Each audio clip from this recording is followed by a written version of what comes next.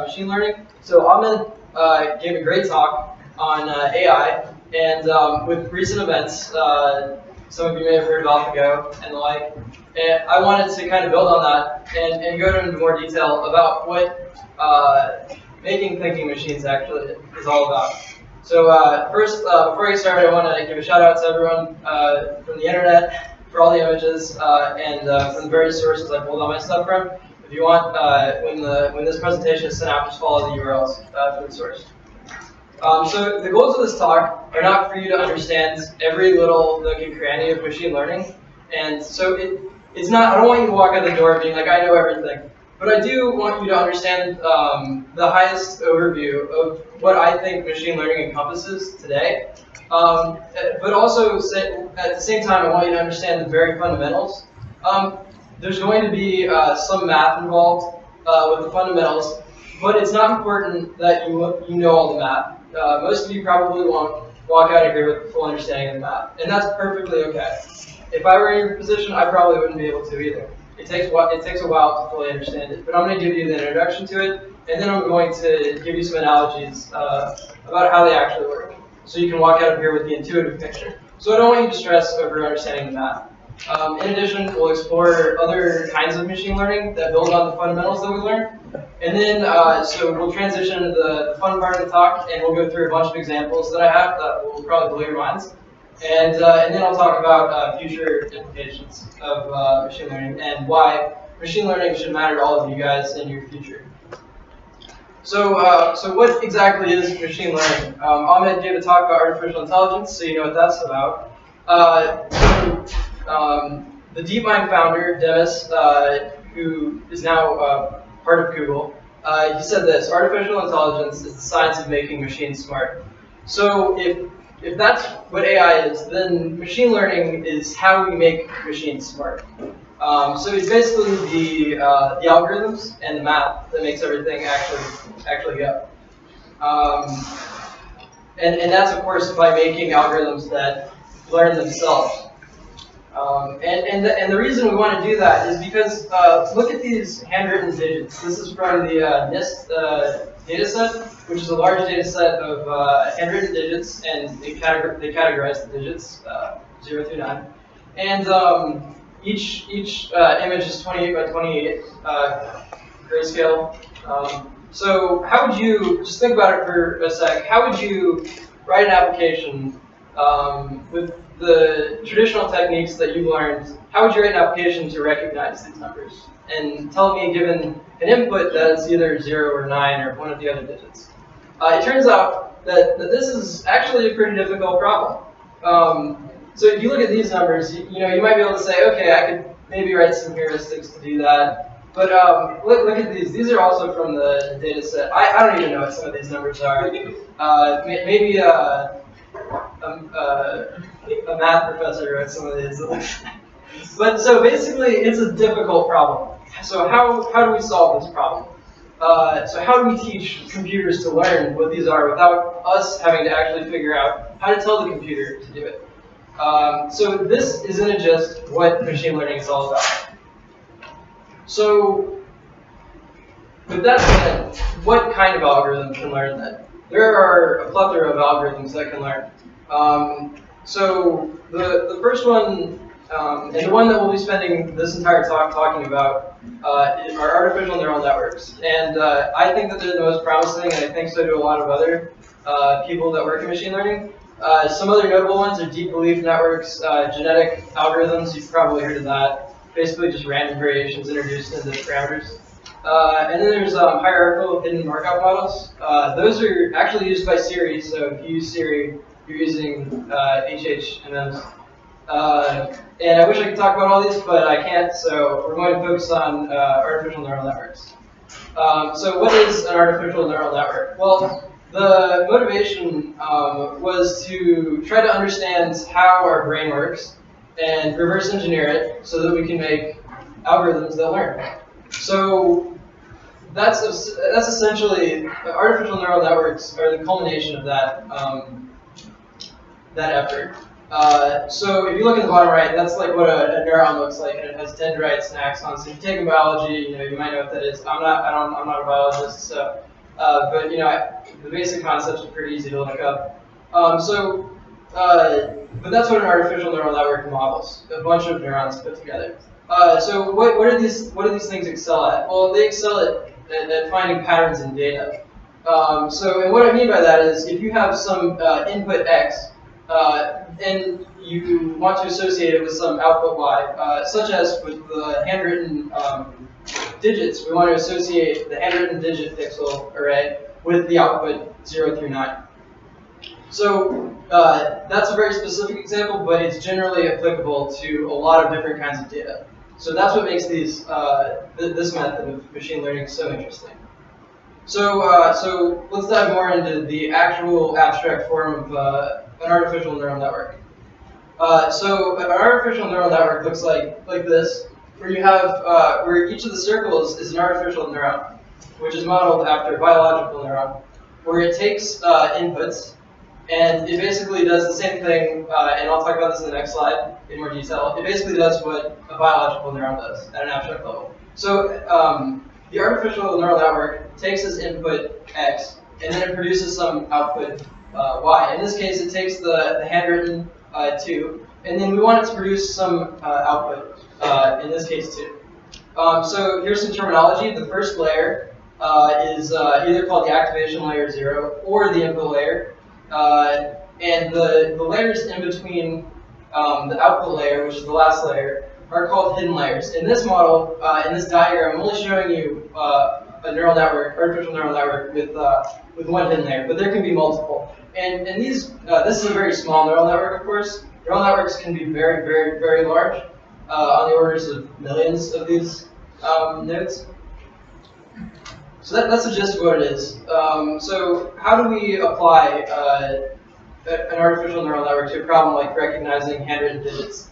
Well, one way to do it, there's many ways you can do it, but this is one way to do it. And you take the image, which is a grayscale black and white image with 28 pixels by 28 pixels. So if you multiply those out, you get 784. So there will be 784 input neurons to our artificial neural network, each of those corresponding to a single pixel.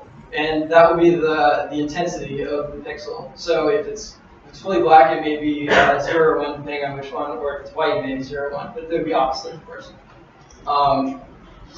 So then I'll go through the process of what happens in the middle, but in the output, in this case, we want to categorize it between as either 0, 1, 2, 3, up to 9. So the way we'll do that is we'll have 10 separate output neurons, and each of these will be labeled Y0 through Y10. So, or 9. But anyways,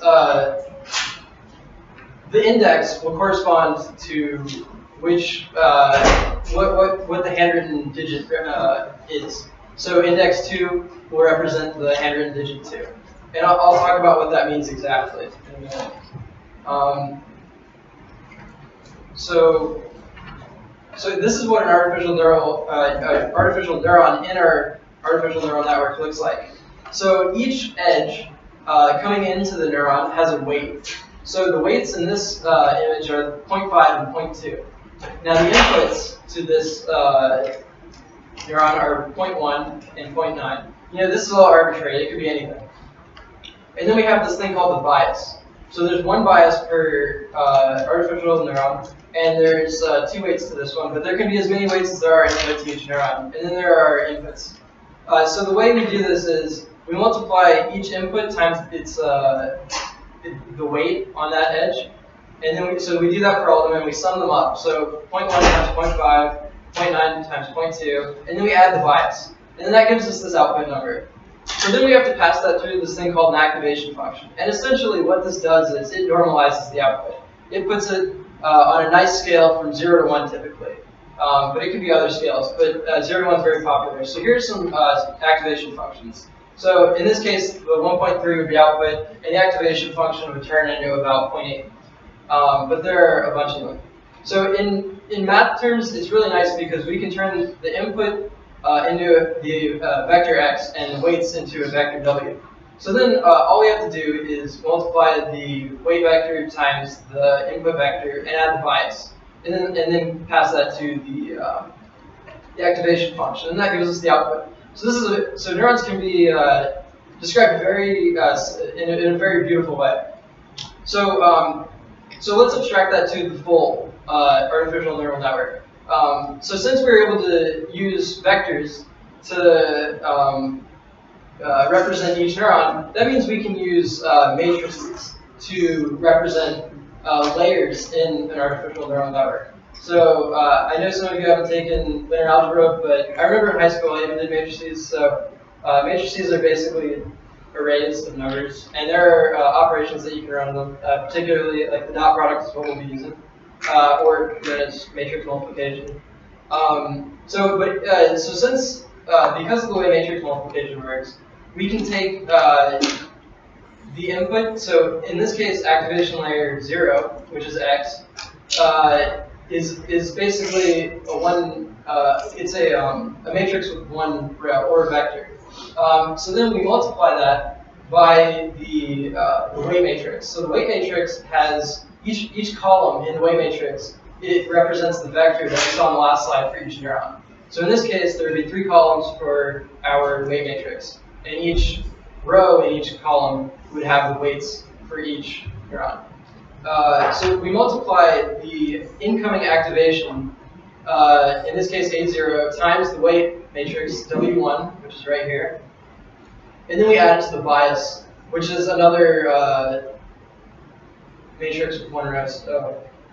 So then we essentially get the activations A1, which you can think of as another vector or a matrix.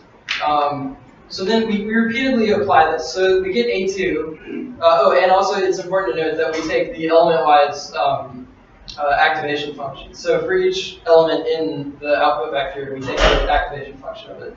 So we map it, essentially. So for the second layer, we do the same thing. So we get A2 by calling the element-wise activation function for the W2 weights, and we multiply that by the incoming activation 1 layer, and then we add in the bias. I'm moving my mouse on the things I'm talking about, by the way, so if I didn't put what it is on there, that's what I mean when I'm doing that. So we get A2, which is y in this case. So if we look at the expanded form, this is what the mathematical form for our network looks like, where we have this input x right here, and where we have this output A2 or y, which are equal. So you can sum this up nicely with one single formula, where we take the activation of any layer is the element-wise activation function of the current layer's weight matrix times the last layer's activation vector plus the current layer's bias vector. So that's really all it comes down to with neural networks. In terms of, this is called the feed-forward pass. So I put the input x in, it does this, it applies this equation, it feeds forward in other words, and then I get this output y. So you might be asking, wait, how does that learn anything? Well, it doesn't. So like I was saying, that's the feed-forward pass. It doesn't do anything in terms of learning. It just gives us some output y in terms of x. So now it's our job to make it so that y is associated with x, essentially. So how can we do this? Basically, what we want to do is adjust the weights and the biases in an iterative fashion in a way such that it better represents and correlates y with x. So this is known as a process called supervised learning. In other words, if we have a large data set, x and y, such that x is the input and y is the output, we can basically look at the error on y, the output, of the network compared to the actual output, which is represented in the data set. So we can find the error in that, and then essentially we backpropagate the error. So we do this, we abstract the error, and we call it a cost function. So we want to find the cost function of basically the entire network, which would be the activation, or the cost of the last the output of AN, so the length of the neural network. But we need to backpropagate it. So the next, so essentially we want to minimize the error, right? We want to minimize the cost function. If the cost function spits out a number between 0 and 1, we want to get it as close to 0 as possible. So there's 0 error. So by minimizing this, we are adjusting the weights and biases such that the X produces the Y, essentially.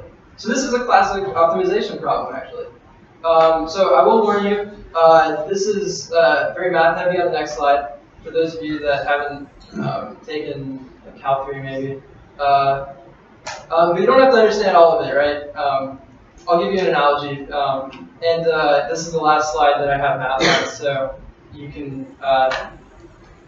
rest easy on that. So the adjustment that we want to make is determined by stochastic gradient descent. That's the name of the algorithm. So we want to compute how we change the weights and the biases in our neural network. And the amount that we change them by is called the cost gradient. So if you look right here, this upside down delta is pronounced gradient. So we say that this is the cost gradient. That's how you pronounce this. So we say that the cost gradient is the average of all of the cost gradients for each input and output. So it's the average over all of them. So that if we take that average and we apply it to our neural network, it'll bring us closer to creating Y with X. But that's typically not computationally feasible. So what we want to do is take a small sample. So we want to pick M out of the N population. So typically N is less than N. So we want to basically take the average of the cost gradients for the subset of the problem. So basically all you need to know with this equation is that the cost gradient, which is what allows us to change the weights and the biases to make our artificial neural network more accurate, we take a sample and we compute them and then we average them. That's really what this equation is saying. And it's an approximation. So that's what the little squiggly line means, approximation. It's not exact. So that's why this is an iterative process. So in this next equation, this is me. This is how we update the actual weights. So the weight, the weights WK. We want to remember. So the cost gradient is what we want to take away from each weight. So we subtract that cost gradient average, which is this whole thing, from those weights. So we actually compute the cost gradient by taking the partial derivative of the cost function for X with respect to the weight. If you're not comfortable with partial derivatives, that's fine. I'm going to give you a really good analogy of how this works. But just know that this is how we compute what we need to change the weights and the biases by. And then this is equal. This is the bias equation. So this is the weight equation. This tells us how to update the weights, and this is the bias equation that tells us how to update the biases. So alpha right here is a number between 0 and 1, and it basically it's called the learning rate, and it scales the amount that we incorporate the cost gradient. So if it's smaller, we don't trust it as much, and we'll subtract less from the weight. So we'll move slower towards our goal, but we'll make less errors in doing so. So, any questions? So basically the cost gradient updates the weights and the biases to be correct. That's all you need to know. And this is how you do it if you're interested in that. So why is that all necessary though? Some people are probably, and me at first, I was like, there's got to be a better way to do this. This seems so esoteric. And well, so there are some better methods for things that have low dimension, that exist in a low dimensional space. So that if they have 1 or 2 variables that we need to correct, okay, there are methods that are a lot more intuitive and are easier to understand. But the thing to know about neural networks is that they exist in hyperdimensional space. So what that means is they have millions of variables. So traditional techniques just simply aren't computationally feasible or efficient. So that's why gradient descent, it really excels. It abstracts well to these higher dimensions without being a high cost to computational resources. So let's go over an analogy about how that actually works. I want you to imagine you're on this this mountain range, and this mountain range represents our cost function. The height of the mountain is the cost, so it's the error. So remember, we're minimizing the cost function. So we want to find the lowest point in this mountain range, essentially. So when the neural network's initialized, basically it's initialized with random weights and variables. So let's plop a point down right there. So that's completely random, and we want to get to a low point. And let's say, for for this sake, that this is the lowest point. I don't actually know if it's the lowest point. It looks like the lowest point. So we want to get over here somehow. Well, for the human eye, in our intuition, it's easy to point there and be like, that's where we need to go. But how would you really do that programmatically? Would you go through all the possible combinations? No, that's not what we want to do. So that's why we take partial derivative. We basically go down the slope of the mountain. So when we take that, we're finding a direction that puts us in it puts us in the direction that leads us to the bottom of the valley, essentially. So when we do this iteratively, we constantly move closer and closer and closer to the bottom of the valley of the mountain. So this is a very good representation of what the cost function looks like, and how the stochastic gradient descent algorithm actually works. But you got to remember that this is still only a two-dimensional problem. However complex the output of the cost function is, the height of the mountains, in other words, neural networks exist in many more dimensions, up to millions, more than that sometimes. So that's why we have to use stochastic gradient descent, and it works very similar to this. So once you understand this, you can start to work backwards and understand the math. So let's recap and go through the big picture. So how does our artificial neural network actually learn? So first we do the feed-forward pass, where we obtain y given x. So x is the input, and we obtain the output y. So we give it a handwritten number 2, and we want to get y, which is 2, which is like an actual thing that we can compute with, that we know is 2. Whereas we don't know that a handwritten digit is 2. But after we pass, we do the feed-forward. It's desirable to know that that's what that means. So next we need to compute the gradient, the cost gradient, and then we use the cost gradient to update the weights and the biases in our artificial neural network. And essentially, you repeat this process until the cost function is acceptably minimized. So in other words, once the error of your output is low enough at an acceptable level, you just stop. So that's really all there is to basic artificial neural networks. You constantly do this, and this is what's called training. This is the process called training. So when you're using an artificial neural network, such as in Siri or something else, you're only doing the feed-forward pass because it's already been trained. So these bottom two, or these bottom 3 are exclusive to training, and the top one's when you're using it. So you use the top during training, but you also use the top after it's been trained. So after it's been trained, it accurately represents y in terms of x, in other words. So after I trained my network, it could, for our example, it could recognize the handwritten 2 and give me the digit 2. So in an algorithmic sense, so that I can actually use that. So there are a lot of improvements that you can make to the model that I just presented to you, and I'm not going to tell you about any of them because they require separate talks individually. And even the people that come up with them often don't understand why they work. So that's fun, explaining something you don't understand. So if you are really interested, I encourage you to go back to this slide and do your research here. There are a bunch of research papers on them and why they work. So moving onward. Deep learning is essentially, so you've all, how many of you have heard of deep learning or deep neural networks? All right, cool. So deep learning is basically taking this artificial neural network model and making it larger, adding more layers. That's all deep learning is. It's making our artificial neural networks bigger. There are a lot of problems that come with that, but the main motivation is abstraction. In other words, if you think about an analogy, imagine you have a programming assignment and you need to write like a game or something. Would you rather write it in assembly or C++? I for sure would want to write that in C++. That's kind of the motivation with deep neural networks or deep learning. It's more like writing it with C++. We're solving the problem with C++. It's important to note that we didn't really know that abstraction. We always thought that abstraction was the main motivation of deep neural networks because they did perform better. But we didn't really know this until a recent technique to visualize neural networks came out, and I'll show you that later in the presentation. So now I'm going to show you a few varieties of deep neural networks. I'm not going to go into detail about any of them because they're they can get complicated. But to start out with, convolutional neural network is a type of deep neural network that's it's generally good for image recognition.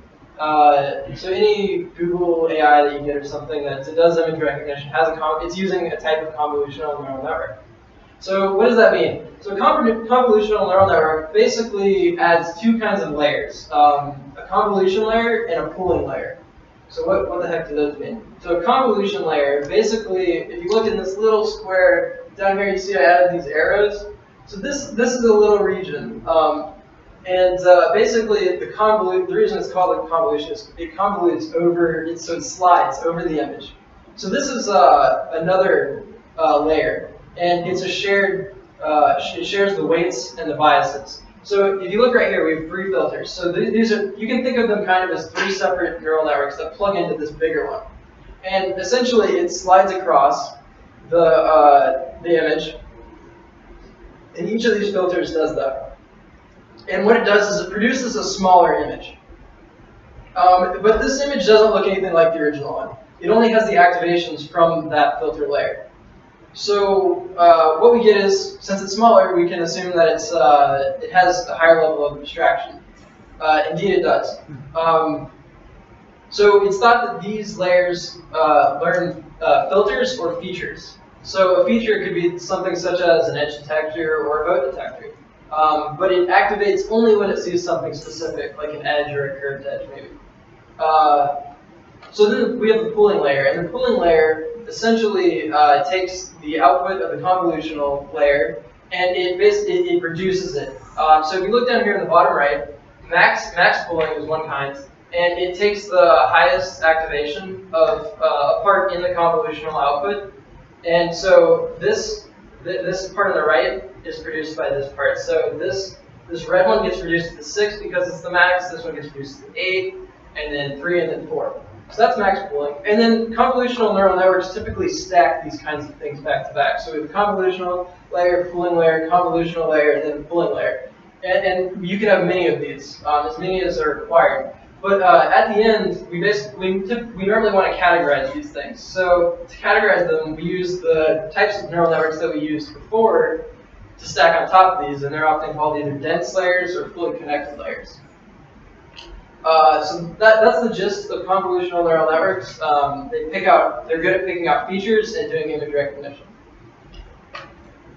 So there's another kind of neural network called a recurrent neural network. And basically, it's an artificial neural network that can have edges that loop back on themselves. This essentially allows them to have kind of time dilation and remember things in the past. So a normal recurrent network looks like this down here. That's actually a really bad one, but it's the best image I can find that was simple. These are actually better representations. But so when you do an input, it does the feed-forward pass, but things get stuck because they have the loop back. So the next time you do input, it'll remember part of what you did. So there's another one called long short-term memory. This one's particular. I find this one super interesting. It can learn to forget. That's the coolest part. So by doing that, it learns to remember things that are desirable, in other words. Again, I'm not going to go into the detail, but it's good to know that recurrent neural networks allow you to process time-related data, and they can remember things over a period of time. I didn't mention this before, but it's especially applicable to recurrent neural networks. The larger the network you get, you get this problem with our stochastic gradient descent algorithm. It's called, it either vanishes or explodes. In other words, your network quickly diverges from being accurate. So the goal of stochastic gradient descent is to converge on the minimum of the cost function. But if you make a big one, the error, when it gets propagated back, has an error inherent in itself. And that leads to a problem of really messing the network up. If it explodes, it goes to infinity. If it vanishes, it goes to negative infinity. So your network is basically not usable at that point. So there are other optimization algorithms other than stochastic gradient descent. RMS prop is a good one for on short-term memory recurrent neural networks. So here's another cool thing that's pretty recent, reinforcement learning. So reinforcement learning is not like supervised learning in that when you're treating your dog maybe, or training your dog to sit or something, you give your dog a treat, right, when he sits or she sits. So that's the idea of reinforcement learning. We want to be able to tell our algorithms when they're doing the right thing and not what the exact output is. Because the goal of this is that we don't know the exact output all the time. So wouldn't it be nice if we could just say, hey, you're in the right direction. Let's keep doing more of that. Or no, that's bad. Don't do that ever again. That's the goal of reinforcement learning. So it's thought that this is a significant step towards general learning algorithms, which Ahmed talked about, and they're typically called AGI, or Artificial General Intelligence Systems. So how do these mysterious reinforcement learning algorithms work? Oh, by the way, Google patented this algorithm called Q-learning, which is one of the first reinforcement learning algorithms that's been widely successful. Deep Q-learning, they copyrighted it. I found that interesting. So let's dive a bit more into it. So suppose we have some input X and some output Y, and we want to train this deep neural network to associate those. But unfortunately, we don't have the output Y. Okay, so that's a big problem for supervised learning because supervised learning is completely contingent on having Y. But instead we know when Y is working, kind of.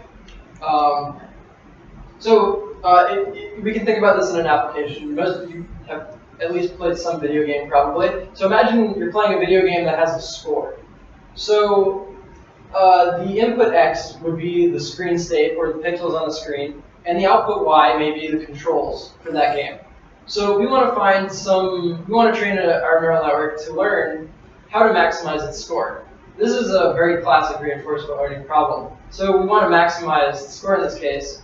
But we don't know what controls maximize this score. So we don't know why. But we know when the controls work and when they don't. But we don't know what causes why to do so. So we can't predict y from x, or else we wouldn't be using this method properly. So that's the motivation behind reinforcement learning. So how does this work? Basically, this.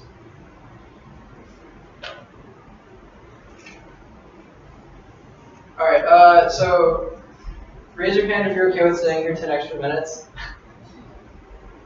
Okay, I'm just skipping this then. This is the proof of it. That the guy who wrote it said it's a simple proof. I thought that was fun. Okay, so now we're going to transition into the really cool part of the talk that I want to get to. So you've learned the high-level overview of what I consider to be the most promising stuff currently in machine learning. So how are these all these things that I just showed you being applied? Well, so one of the things that's really cool is ImageNet is a large image database, and it categorizes the images into a multitude of different categories. And they hold a challenge annually, and the challenge is to categorize an image into one of 1,000 different categories. So here are some example images from ImageNet. And these are all from the category binoculars. So you can see that they're pretty, some of them can get a little difficult for a machine learning algorithm at least. So this little girl down here is holding a binocular right there, a set of binoculars. And then this older man is holding one. That's very difficult to see if you think about it. And then here, this one's a little bit more obvious. This one's very obvious, and then this one's kind of obvious, obviously. So how are we doing historically on this task? Well, in 2010, we were at a 28.2% error rate. These were with shallow networks. So at the beginning of the presentation, I showed you shallow networks. In other words, they weren't deep. So we've transitioned into using deeper and deeper neural networks. The latest one, well, 2014, was Google's. They won with an error rate of 6.7 with 22 layers. That's a lot of layers. But this last year, Microsoft actually came back and won with their ResNet. Anyone want to shout out a guess how many layers this one had to get to 3.57%? All right. How about this? Above 100 or below 100? Above 100, raise your hand. All right. It was 152 layers. So we're kind of seeing a correlation. More layers, better accuracy. This is, so on the left, this is the VGG, which was also 2014, had a slightly a higher error rate than Google's. So it had 19 layers, I believe. And as you can see, convolution, you see the convolutional layers and the pooling layers, they all build on top of each other. And then at the end, we have the dense layers that then converge to the 1,000 category layer that then categorizes the input image. Here's an example of, here's the architecture of GoogleNet. And then on the right, we have the 152 layers that constitute ResNet. And it's important to note that this is better than humans can do. And this isn't even taking into account time. Experts who work on this problem sat down and tried to categorize these images, and they couldn't do as well as this algorithm can. That's a big step. And they can do it thousands or millions of times faster. This is also from ImageNet. It's another challenge called COCO. And essentially, it's recognizing where something is in an image by categorizing it. So you can see that if you look through these, some of these are pretty interesting. It recognizes that this is a person, that this elbow is also a person's. There's one error in here, and if I had more time, I'd let you try to find it. But essentially, it's right here. It thinks that there are two cakes. There's only one cake. That's the only error in the entire thing. That's amazing that it can do that. It puts bounding boxes around them. So when I was telling you that convolutional neural networks form these abstractions, I'm sure a lot of you are like, I don't know what this guy means. He's full of crap. So this is what that means. It learns these features or filters. So on the left here, we have the first layer, the first convolutional layer, and then we see the activations here of the convolutional layer for these images. So you see that this set of images correlates to this little square. So you can see that it's learning an edge detector that's slanted.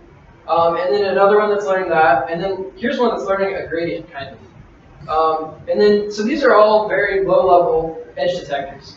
And it's actually interesting because research in neuroscience has found that our brain does very, very similar things to what this does. So it's very interesting that machine learning is independently converging on the same things that we do biologically. So if we keep looking, we see that each layer has more complicated patterns. In other words, it's forming higher levels of abstraction from the lower levels. So at the third layer, we're starting to see people, even. This is a person detector. It's crazy. And so again, these are the activations of the neural network. So it's actually learning to activate when it sees a dog face, for example, or a typewriter, or an eye detector. This is mind-blowing to me. No one ever told it to do this. It learned by itself. No one ever told it you need to recognize an eye to recognize a person or something. It did that by itself. It learned to recognize wheels. It's amazing to me. So here's reinforcement learning that I skipped over. Unfortunately, I wasn't able to show you guys, but it's magical how it works, kind of. But here's what you can get. How many of you have played Breakout on Atari? All right, cool. I want to see how many of you have figured this out after 200. Okay, so this is after 240 minutes of training on a super powerful computer, I guess. But check out the strategy that it found. Some of you have probably seen this, but this is a computer playing at normal speed. All right, this isn't even the great part. Watch what it does in a second. It learns that you can put it up there and make it do the work for you. Is that amazing or what? It learned to do that by itself. No one ever taught it to do that.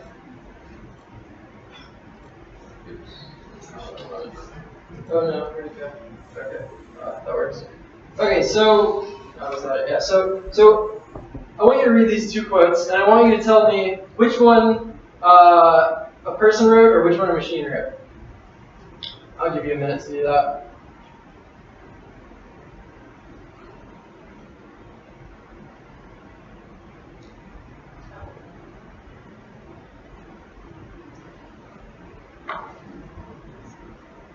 Okay, how many people think the blue pill was the computer?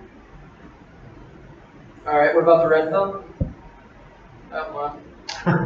Okay, so this was a recurrent neural network that I trained for 8 hours on my GTX 980, and if anyone plays video games, they know that that's a pretty powerful graphics card. So it was training for 8 hours to learn this. This was a character by character, long short-term memory, recurrent neural network, and this was output on iteration 33. It's pretty amazing that it was able to learn this. It connected religion and morality with praise of the light. No one ever taught it that. I tried to find this quote in his work, and I couldn't find it anywhere. So this is it's pretty amazing that I was able to do this. If I didn't use my GPU, this is cool. It would have taken me a week to train. So that's pretty crazy. So what happens if you put a Trump and a Hillary tweet together? Well, over spring break, I spent my time figuring this out. So I took all of Trump's tweets and all of Hillary's tweets, and I taught a recurrent neural network, also long short-term memory, how to, I taught it word by word instead of character by character. And here's some of the things that I got. And there's a really interesting one down here. And I was wondering how the heck Bernie Sanders got in here. It says, we need to make America tax again. This is nowhere in Trump or Hillary's tweets, I guarantee you. You can look through these. Thank you, POTUS, for taking a fantastic job at CNN. Some of these make more sense than others, obviously, but you know, if you combine Trump and Hillary, you're obviously going to get something that may not make sense. Independently, sometimes don't make sense. So, POTUS is right. We need to make America great and safe again. So it's learning all of these word associations without anyone telling it how to do that. It's learning where to put the punctuation. It's learning that the @ sign in a tweet should go before some entity or a Twitter handle. I never taught it that. These were independent. We learned to associate times. All it sees is the 10, the colon, the 00, and the A, and the dot, and the M. Likewise, it only sees the @ sign and the Sean Hannity. I could go on forever about this. This is so cool. So you've heard of AlphaGo. I don't think I'm going to have time. I wanted to tell you guys how it works. If you want to learn how it works, you can stay after. I'll go back. But basically, this is a huge step. It's a huge leap in progress for AI. AlphaGo, which is Google, DeepMind, same guy from the quote at the beginning, it won 4-1. Okay. Now the reason that this is so big is because AlphaGo wasn't supposed to exist for another 10 years. All right. AI has a lot of naysayers and people who think it won't ever get to what everyone chalks it up to be, but this is proof that it's accelerating at the pace we expect. The reason is because Go's search base is massive. A lot of people say, and this is correct, I made sure, that the configurations of the board, there are more configurations of the board than there are atoms in the entire observable universe. That's a lot of configurations. It's like 10 to the 70th, I think. So this is how it works. Unfortunately, I can't tell you all about it, but it had 2 neural networks, and they worked in tandem to reduce the search space in the Monte Carlo search tree. That's my 2-minute spiel of it. So what's up with all this recent progress in neural networks, and particularly with deep neural networks and stuff? These things have been around for decades, so what has changed? Simply, it's the computing power that we are now having access to. But there's one thing that really put the nail in the coffin. It's the GPU. AlphaGo ran on 176 GPUs and 1,200 CPUs in parallel on the Google Compute Grid. So if you do the math, that means that it's churning through quadrillions of calculations per second to make a move. And since artificial neural networks are just matrix operations, you could think of it as matrix operations beat Lee Sedol at one of the most complicated board games in the world, in history. So essentially, my view, since I've started using this stuff, is that it's no longer a graphics card; it's a machine learning unit. And it's not just me. NVIDIA is taking note on this. NVIDIA's next architecture is designed specifically to work with neural networks, and they're expecting a 10 times speed increase for neural networks only, not games, but neural networks specifically. So this is what Facebook uses to do some of their machine learning. It's a Titan cluster, so I wonder if it runs prices. Who knows? It can run neural networks, I'll tell you that. So why is machine learning important for you guys right now? Well, I don't have time to go into detail, but basically you need to learn it because it'll make you more desirable in your career path. And also, you can easily land a job and an internship with it. It also reduces the learning curve in the future. The more you learn now, the less you have to learn later. You have a lot of time now to learn stuff that you won't later when you actually have a job. So now's the time to do it. So what does the future hold for AI? And I'll warn you, I'm an optimist. So the future, there will be GPUs will still exist, but there will be separate machine learning units that will be common, just as common as a GPU is. This will enable us to have, obviously, larger networks and more complicated networks. This also will allow us to make great strides and leaps in machine learning research. So this will all eventually culminate in unsupervised learning, which is the ability of machine learning to learn without me ever having to tell it what to learn. That would be great if I didn't have to tell it what to learn, because it can be very difficult to sometimes formalize that. So with all this, we'll create better theories of knowledge, representation, and of our own minds, and a better understanding of how our brains biologically work. And we'll also refine our machine learning theories, because they're not precise right now, believe it or not. We don't have a good idea of why they work at all. So if we look over the next couple of years, we can look. I've plotted the acceleration of GPUs. So if we look, this is 5 years, and in 5 years we'll have a GPU that can perform at about half a petaflop. That's a lot. In 6 years, we'll get a GPU that can run all of those GPUs and CPUs on a single one. That's crazy. In 10 years, your GPU will be able to compute at about 11 petaflops.